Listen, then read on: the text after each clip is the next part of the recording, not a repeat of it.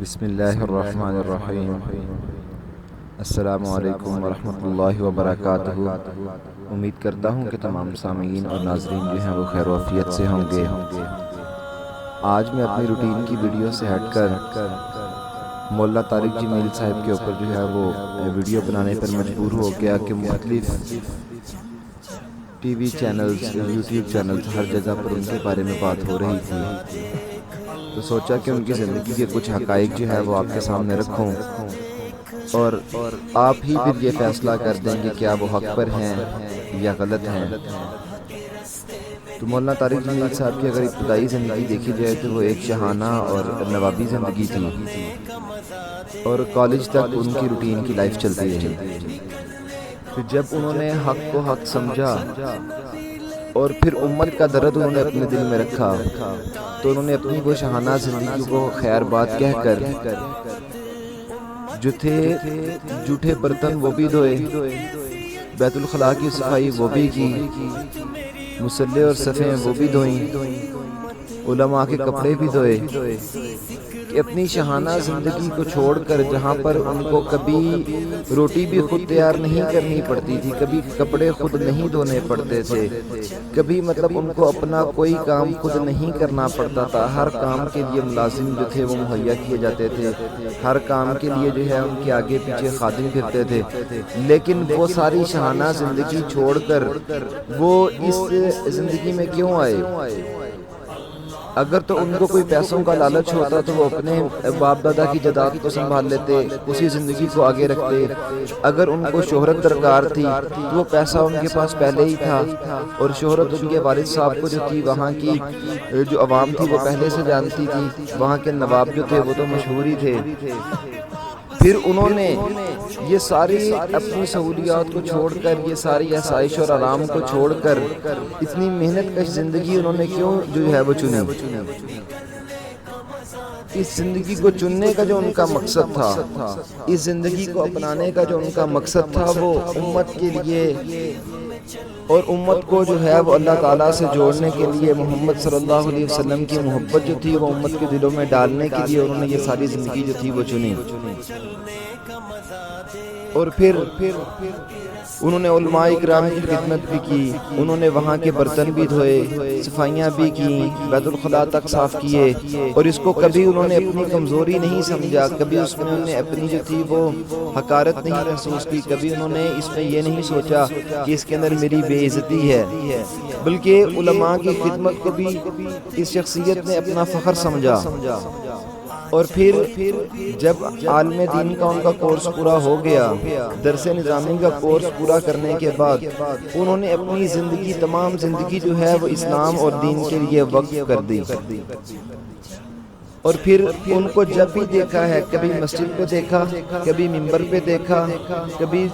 لوگوں کے گھروں میں جا جا کر دین کو پہنچاتے دیکھا، اور انہوں نے صرف عام لوگوں تک ہی نہیں بلکہ انہوں نے ایک ریڑھی والے کی میٹنگ سے لے کر وقت کے نوابوں تک کے ساتھ انہوں نے میٹنگز رکھی، اور کبھی یہ نہیں فیل کیا کہ میں جو ہے وہ وقت کے نوابوں سے ملتا ہوں، بلکہ نواب مجھے ملنے کو ترستے ہیں، تو میں ایک ریڑھی والے کے پاس کیوں کھڑا ہوں، میں ایک موچی سے گفتگو کیوں کر رہا ہوں۔ پھر انہوں نے کبھی اچھے اور برے کو یہ نہیں کہا کہ یہ تو برا ہے، اس کو چھوڑ دینا چاہیے، یہ اچھا ہے، اس کے بارے میں لوگوں کے تاثرات اچھے ہیں، میں اس کے ساتھ چلتا ہوں۔ انہوں نے تو برے اور غلط لوگوں کو بھی ساتھ جوڑنے کی کوشش کی، اور ہمارے سامنے بیسوں ایسی مثالیں ہیں کہ جو لوگ بری گیدرنگ میں تھے، بری محفلوں میں تھے، ان سے اٹھ کر جو ہے وہ دین کے رستے پر چل دیے، برائی کو چھوڑ دیا، وقت کے ڈاکوؤں نے ڈکیتیاں چھوڑ دیں، چوروں نے چوریاں چھوڑ دیں، شرابیوں نے شراب چھوڑ دی، زانیوں نے زنا چھوڑ دیا، جھوٹ بولنے والوں نے جھوٹ چھوڑ دیا۔ ہم نے بہت بڑے بڑے ایسے سنگرز دیکھے ہیں جنہوں نے گانا چھوڑ کر اسلام کی راہ کو جو ہے وہ اپنایا، اس سیدھے رستے پر چلے آئے۔ یہ ساری محنتیں جو تھیں یہ کون کر رہا تھا؟ جس نے وقت کی نوابی کو چھوڑ کر فقیری کو اپنایا، اور پھر ہر ایک کے لیے اپنے دل کے اندر درد لے کے نکلے، اور پھر انہوں نے اپنے مختلف بیانات کے اندر مختلف مقامات پر یہ کہا کہ میں تو ہر ایک جو بھی ہمارے ملک کے لیے، جو بھی ہماری ملت کا سربراہ آتا تھا، میں اس کے لیے مکہ میں کھڑے ہو کر دعا کرتا تھا، بیت اللہ میں جا کر دعا کرتا تھا کہ یا اللہ تعالیٰ اس کی مدد کر، یہ امت اسلامیہ کے لیے جو ہے وہ ایک رہنما آیا ہے، یہ وہاں کا رہبر آیا ہے، اللہ تعالیٰ اس سے کچھ ایسے کام لے جو ملک کی مفاد کے لیے ہوں، جو ملک کی بہتری کے لیے ہوں، جو قوم کے فائدے کے لیے ہوں۔ تو ایک ایسی شخصیت جس نے اپنی تمام زندگی جو ہے وہ اسلام کے لیے وقف کر دی ہے، جو راتوں کو اٹھ اٹھ کر قوم اور ملت کے لیے دعائیں کرتا ہے، ایک ایسے شخص کی زندگی جو ہے میں آپ کے سامنے رکھنے کی کوشش کر رہا ہوں کہ جنہوں نے خود کہا کہ میں نے صرف اور صرف عمران خان کے لیے نہیں، موجودہ پرائم منسٹر کے لیے نہیں، میں نے تو نواز شریف کے لیے بھی دعائیں کی، میں نے تو زرداری صاحب کے لیے دعائیں کی، میں تو بی بی شہید کی قبر پر جا کر جو ہے وہاں پہ دعائیں کر کے، لیکن وہ دعائیں جو تھی وہ مجھے میڈیا کوریج نہیں دے رہا تھا، سامنے نہیں آئیں، اور انہوں نے یہ بھی کہا کہ یہ ہمارے اوپر سمجھ نہیں ہمارا حق ہے کہ ہم ان کے لیے دعا کریں جو ہماری قوم اور ملت کے رہبر اور رہنما ہیں، کہ اگر قوم ہی رہبر کے لیے دعا نہیں کر رہی ہے تو رہبر اکیلا کیا کر لے گا، کہاں سے آپ کو وہ رستہ دکھائے گا، وہ کس طرح سے اپنی قوم کو بچا کر ایک اچھی طرف لانے کی کوشش اکیلا کیسے کر سکتا ہے۔ ظاہری بات ہے جو آپ کے اجتماعی ووٹوں سے اقتدار میں آیا ہے اس کو آپ کے صرف ووٹوں کی نہیں بلکہ آپ کی دعاؤں کی، آپ کے خلوص کی بھی ضرورت ہے، اور ایک نیوٹرل بندہ جو ہوتا ہے وہ ہمیشہ ہر ایک کے ساتھ چلتا ہے، ہر ایک کو اچھی کی ترغیب دیتا ہے، ہر ایک کو اپنے ساتھ جوڑنے کی کوشش کرتا ہے، اور مولانا صاحب کوئی سیاسی شخصیت تو ہے نہیں کہ انہوں نے سیاسی بیان دیا ہو۔ ان کی جو یہ کہنا تھا کہ میں نے پچھلے جتنے پرائم منسٹر میری زندگی میں گزرے ہیں میں نے سب کے لیے دعائیں کی ہیں، اس سے ان کو ذاتی کیا مفاد تھا، کیا ان کو کسی سے ووٹ چاہیے تھے، کیا ان کو کوئی اقتدار کی سیٹ چاہیے تھی، کیا اس سے ان کو پیسہ مل جانا تھا، ایسی بات تو نہیں ہے۔ اور پھر بات انہوں نے میڈیا کی ہے تو میڈیا کے ہمیں ہزاروں اور بیسوں جو ہیں وہ جھوٹ نظر آتے ہیں، بات تو وہی ہوتی ہے کہ پانچوں انگلیاں جو ہیں وہ برابر نہیں ہیں، ہر ایک جو ہے وہ کسی بھی آپ چیز کو دیکھ لو، کسی کاروبار کو دیکھ لو، آپ کسی طبقے کو دیکھ لو، آپ کسی فرقے کو دیکھ لو، آپ کسی بھی فیلڈ کو آپ اٹھا لو تو وہاں پر ہر طرح کا جو ہے وہ بندہ آپ کو مخلص نہیں ملے گا، بلکہ ہر طرح کا آپ کو بندہ وہاں پر ملے گا، ہر طرح کی شخصیت آپ کو وہاں پر ملے گی، اچھے بھی ملیں گے، برے بھی ملیں گے، مخلص بھی ملیں گے، دغا باز بھی ملیں گے، جھوٹ بولنے والے بھی ملیں گے، سچے بھی ملیں گے۔ تو بات یہ ہے کہ انہوں نے تو اجتماعی طور پر بات کی تھی، اور اجتماعی طور پر ہمیشہ وہی بات کہی جاتی ہے کہ اگر ایک جگہ پہ 10 بندے بیٹھتے ہیں وہاں پر 9 جو ہیں وہ جھوٹے ہیں، ایک سچا ہے، تو ہمیشہ بندہ یہی کہے گا کہ یہ جھوٹے لوگوں کی محفل ہے۔ اور اگر کسی جگہ پر ایک محفل لگی ہوئی ہے وہاں پہ آپ جا کر دیکھو تو 7 بندے جو ہیں وہ شرابی ہیں، 3 بندے جو ہیں وہ نہیں پیتے ہیں، تو لوگ یہی کہیں گے یہ شرابیوں کی محفل ہے، یہاں پر شرابی لوگ بیٹھتے ہیں۔ اور اگر آپ کہیں پر جا کے دیکھتے ہو کہ وہاں پر جو لوگ بیٹھے ہیں ان میں سے 8 لوگوں کے ہاتھ میں تسبیح ہے، 3 لوگ جو ہیں وہ بیچ میں چور اور ڈکیت بیٹھے ہوئے ہیں، تو وہ یہی کہیں گے کہ یہ اچھے لوگوں کی محفل ہے، ان 7 کے اچھے ہونے کی وجہ سے یہ 3 بھی ہو سکتا ہے اچھے ہو جائیں۔ تو بات تو یہی ہے۔ اور مولانا صاحب کی اگر آپ ذاتی زندگی کو دیکھتے ہو تو طلباء کے اندر جو مزار حسن کے اندر انہوں نے اپنی بیٹیاں جن کو بنا رکھا ہے، مولانا صاحب کی اپنی زبانی انہوں نے کہا کہ جہاں سے پہلے ہر سال 80-90 لڑکی دبئی جاتی تھی، وہاں پہ اب جا کے یہ حالت تھی کہ صرف 10 گئی تھی، اور اب ان 10 نے بھی آ کر رو رو کے معافی مانگ لی کہ آج کے بعد نہیں جائیں گے۔ تو ایسی خدمات جو ہیں ان کی ہم ان کو نظر انداز نہیں کر سکتے ہیں، ہم ان کی ایسی زندگی کو نظر انداز نہیں کر سکتے ہیں۔ اور جنہوں نے یہ بات کی ہے مولانا صاحب سے کہا کہ ہم ان سے معافی منگوانا چاہتے ہیں، ہم نے ان سے معافی منگوائی ہے، اللہ کے بندوں معافی مانگ کر تو وہ مزید اونچے ہو گئے، ان کی عظمت ہمارے دلوں کے اندر اور بڑھ گئی ہے، ان کی جو قدر تھی وہ ہماری آنکھوں کے اندر اور بڑھ گئی ہے، ہم ان کی عزت پہلے سے زیادہ کرنے لگ پڑے ہیں۔ کہ مولانا صاحب نے اپنے بڑے پن کا، اپنے بڑے ہونے کا انہوں نے ایک منہ بولتا ثبوت دیا ہے کہ اگر میری قوم کے بچے جو ہیں وہ جھوٹ پر ضد کر رہے ہیں، کسی غلط بات پر ضد کر رہے ہیں، تو چلو معافی مانگنے سے میں کوئی چھوٹا یا کمزور نہیں ہو جاؤں گا، یہ میری عزت نہیں چلی جائے گی۔ اور حالانکہ مولانا صاحب نے کوئی غلطی نہیں کی تھی، اور پھر نظر آ رہا ہے کہ جتنے لوگوں نے مولانا صاحب کے خلاف باتیں کی تھیں آج وہی ذلیل ہو رہے ہیں، وہی رسوا ہو رہے ہیں، انہیں کی عزت کم ہو رہی ہے۔ مولانا صاحب کی عزت تو پہلے سے بڑھ چکی ہے۔ اور سب سے بڑی بات یہ ہے کہ نبی کریم صلی اللہ علیہ وسلم کے الفاظ تھے کہ علماء جو ہیں وہ انبیاء کے وارث ہوتے ہیں،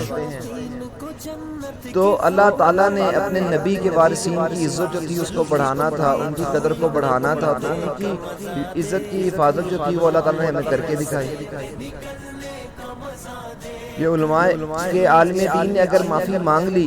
تو معافی مانگنے سے ان کی قدر یا ان کی جو عزت تھی وہ کم نہیں ہوگی، بلکہ لوگوں کے دلوں کے اندر مزید وہ جگہ، مزید وہ گھر کر گئے ہیں، اور ہر ایک شخص ان کو برا کہہ رہا ہے۔ اور دوسری بات یہ ہے کہ مولانا صاحب نے اجتماعی طور پر یہ بات کی تھی کہ اگر میڈیا جو ہے وہ جھوٹ چھوڑ دے، بات تو بالکل ایسے ہی ہے کہ اگر کسی علاقے یا کسی تھانے میں کوئی نیا ایس ایچ او آتا ہے، وہ آ کر کہتا ہے کہ میرے اس ایریے کے اندر جو چور اور ڈکیت ہیں اگر وہ اپنی حرکتوں سے باز نہ آئے تو ان کا انجام برا ہوگا۔ اب کوئی مسجد میں بیٹھا مولوی اس بات سے نہیں گھبرائے گا، کوئی ذمہ دار جو ذمہ دارہ کر رہا ہے وہ اس بات سے نہیں گھبرائے گا، کوئی دکاندار اس بات سے نہیں گھبرائے گا۔ اس بات کو ہمیشہ وہی سمجھے گا جو چور تھا، جو ڈکیت ہے، جو وہاں پر اس طرح کی کاروائیاں کرتا ہے، وہی ہمیشہ اسے سنبھل جائے گا بھی ایس ایچ او نے اعلان کیا ہے، اس سے مراد ہم ہیں۔ حالانکہ ایس ایچ او نے تو اجتماعی طور پر بات کی تھی، تو مولانا صاحب نے تو اجتماعی طور پر یہ بات کی تھی نا کہ اگر میڈیا جھوٹ چھوڑ دے تو جو لوگ جھوٹ بولتے تھے ان کو پتہ لگ گیا کہ بات ہمارے بارے میں کر رہے ہیں۔ اب اجتماعی طور پر بات تھی، اجتماعی طور پر کہا جا رہا تھا، اور میڈیا کی فیلڈ بھی کچھ ایسی فیلڈ ہے، میں بھی کچھ عرصہ میڈیا کی فیلڈ سے منسلک رہا ہوں، کہ میڈیا کی فیلڈ کے اندر آپ کو جو ہے وہ 80% جھوٹ اور دغا دینے والے نظر آئیں گے، 20% جو ہے وہ آپ کو اچھے نظر آئیں گے۔ اور اب جا کے آپ دیکھ سکتے ہیں جو لوگ اچھے تھے ان کے مولانا صاحب کے بارے میں کمنٹس اچھے آ رہے ہیں۔ انہوں نے اس کے بعد کی جتنی بھی اپنی ویڈیوز دی ہیں، یہ جتنی بھی انہوں نے لوگوں سے معلومات حاصل کر کے ہمارے سامنے رکھی ہے وہ اچھے الفاظ میں تھی، اور جو برے تھے انہوں نے فوراً کہا جی مولانا صاحب نے ہمارے بارے میں یہ بات کیا، تو بھائی تم جھوٹ بولتے ہی نہ تم جھوٹ بولتے، نہ تمہیں یہ لگتا کہ مولانا صاحب نے تمہارے بارے میں بات کی ہے۔ اور جو بات کی مولانا صاحب سے معافیاں منگوانے کی بات کر رہے ہیں، آپ ان کی زندگی کے اوپر بھی ایک دفعہ نظر گزار لیں کہ ان کی زندگی کتنا عرصہ مساجد میں گزری، کتنا عرصہ ان کی زندگی مدارس میں گزری ہے، کتنی عرصہ ان کی زندگی جو ہے وہ سچ بولتے گزری ہے، کتنا ہی عرصہ جو ان کی زندگی ہے وہ لوگوں کی خیر خواہی اور خدمت میں گزری ہے، کتنی زندگی جو ان کی ہے وہ شراب خانوں سے باہر گزری ہے، کتنی زندگی ان کی جو ہے وہ دین کی خدمت میں لگی ہے۔ یہ آپ کو خود نظر آ جائے گا، میں اس کے اوپر مثالیں دیتا اچھا تو نہیں لگتا، آپ خود جا کے اگر آپ اس کو دیکھیں تو آپ کو نظر آ جائے گا کہ جو مولانا صاحب کے اوپر باتیں کر رہے تھے، جو مولانا صاحب سے معافیاں منگوا کر چوڑے ہوتے نظر آ رہے تھے، یقین مانے کہ اگر ان کی کوئی رتی پر عزت تھی بھی وہ بھی چلی گئی اس بات سے کہ ایک عالم دین سے اس نے معافی منگوائی، اس سے معافی منگوائی جسے نبی نے یہ کہا کہ یہ میرے وارث ہیں، یہ میرے جانشین ہیں، جو نبی کے ورثے کے مالک ہیں، تم ان سے معافیاں منگوا رہے ہو، تمہاری اتنی اوقات ہے، تمہاری اتنی عزت ہے، تمہاری اتنی قدر ہے، تمہاری اتنی ویلیو ہے کہ تم اس شخصیت سے معافی منگواؤ۔ یہ تو ان کا بڑا پن تھا جو معافی مانگے، جنہوں نے کہہ دیا کہ جن کی دل آزاری ہوئی ہے میں ان سے معافی مانگتا ہوں۔ تو یہ تو مولانا صاحب کا بڑا پن تھا، یہ ان کی اچھائی تھی کہ مولانا صاحب نے جو ہے وہ ان سے معافی مانگی، حالانکہ بنتی نہیں تھی۔ پوری قوم اس بات پہ مولانا صاحب کا ساتھ دی کہ مولانا صاحب نے جو کیا یہ ان کا بڑا پن تھا، اگر نہ مانگتے تو مولانا صاحب کی معافی مانگنا نہیں بنتی تھی۔ تو مولانا صاحب کے اوپر جو باتیں کرتے ہیں وہ اس بات کو یاد رکھیں کہ مولانا صاحب اگر باتوں کو پی جاتے ہیں تو اس کا مطلب یہ نہیں ہے کہ وہ کوئی کمی ہے۔ الحمدللہ مولانا صاحب کا بیک گراؤنڈ خود بھی بہت سٹرونگ ہے، اور اس کے علاوہ ہم لوگ جو ہیں وہ مولانا صاحب کے ساتھ کھڑے ہیں۔ اگر وہ تبلیغی جماعت سے ہیں تو آپ تبلیغی جماعت کو لاوارث کبھی نہ سمجھو۔ یقین مانے کہ اگر میں آپ کو یہ بتا دوں کہ تبلیغی جماعت کا اصل اور حقیقی وارث کون ہے تو آج کے بعد کبھی آپ غلطی نہ کریں۔ آپ دیکھ لیں گے کہیں پر بھی اتنا بڑا اجتماع آپ کو نظر نہیں آئے گا، اور جہاں پر اتنا بڑا اجتماع ہوگا بلکہ جہاں پر کہیں 20 لوگ بھی اکٹھے ہو جائیں تو آپ کو وہاں پہ کوئی نہ کوئی لڑائی، کوئی جھگڑا، کوئی فساد نظر آئے گا۔ لیکن تبلیغی جماعت کے اندر لاکھوں نہیں کروڑوں کا اجتماع ہوتا ہے، لیکن وہاں پر کبھی کسی نے آج تک ایک لڑائی جھگڑا بھی نہیں سنا۔ آپ نے بہت سے اور بھی جلسے جلوس دیکھے ہوں گے، کہیں پر بھی 10 دن کا جلوس کہیں اکٹھا ہو جائے تو وہاں پہ چوریاں سننے کو ملتی ہیں، دیکھنے میں آتی ہیں، لیکن آج تک کبھی نہیں سنا کہ یہاں پر چوری ہوئی ہو۔ تبلیغی جماعت اتنی بڑی مذہبی جماعت ہے، لیکن کبھی ان کے اجتماع پہ، سالانہ اجتماع پہ کبھی کسی نے بم دھماکہ یا اس طرح کی تخریب کاری جو ہے اس کو نہیں سنا، نہیں دیکھا۔ تو آپ ان کو لاوارث نہ سمجھیں۔ اگر یہ اجتماع شروع ہوتا ہے تو کبھی آپ اس سے پہلے جا کر دیکھ لیا کریں کہ تبلیغی جماعت کے کتنے علماء جو ہیں وہ ذکر کے اوپر بیٹھے ہوتے ہیں، کتنے علماء جو ہیں وہ وظائف کر کے اس اجتماع کے لیے دعائیں کر رہے ہوتے ہیں، تو اللہ تعالیٰ جو ہے وہ ان کی حفاظت کرتے ہیں۔ ورنہ اتنے بڑے اجتماع کو اکٹھا سمیٹنا، 3 دن تک ان کو وہاں پہ جوڑے رکھنا، اور پھر ان کی ہر ضرورت کو پورا کرنا، ہر انسانی ضرورت کو پورا کرنا، اتنے بڑے اجتماع کے لیے پانی کی ارینجمنٹ کرنا، بیت الخلاء کی ارینجمنٹ کرنا، روٹی کی ارینجمنٹ کرنا، اتنا بڑا اجتماع اکٹھا کرنا، اور پھر وہاں پر لڑائی جھگڑے سے محفوظ رہنا، چوریوں سے محفوظ رہنا۔ یقین مانیں کہ وہاں پر آپ کبھی جائیں تو سہانے کے ساتھ موبائل پڑا ہوتا ہے، اور جس کا موبائل ہے وہ خود جناب وضو کرنے گیا ہوتا ہے، جب واپس آتا ہے تو موبائل وہیں کا وہیں پڑا ہوتا ہے۔ بلکہ یہ تو کبھی برے لوگوں کو الگ نہیں کرتے ہیں، بلکہ کہتے ہیں کہ آپ اپنی چیز کی خود حفاظت کرو تاکہ آپ کی وجہ سے کوئی چور نہ بنے۔ اگر آپ موبائل رکھ کے جا رہے ہو تو ہی کمزور ایمان والے جو ہے اس کے دل میں آئے گا کہ یہ موبائل میں نے چوری کرنا ہے۔ تو اس لیے اس سے بہتر ہے کہ آپ اپنی چیز کی حفاظت کرو، بجائے کہ آپ کی جو ہے وہ اس کی غلطی کی وجہ سے کوئی اور جو ہے وہ چور بن جائے۔ اور وہ تو چوروں کو، ڈکیتوں کو، شرابیوں کو سیدھے رستے پر لا چکے ہیں۔ آپ نے کتنے لوگوں کا اس طرح کے جو ہے زندگی کے رخ بدلے ہیں، آپ بتا دیں۔ آپ نے کون سی ایسی جو بازاری عورتیں ہیں جن کو اپنی بہن کہہ کر ان کی زندگیاں بدلی ہوں؟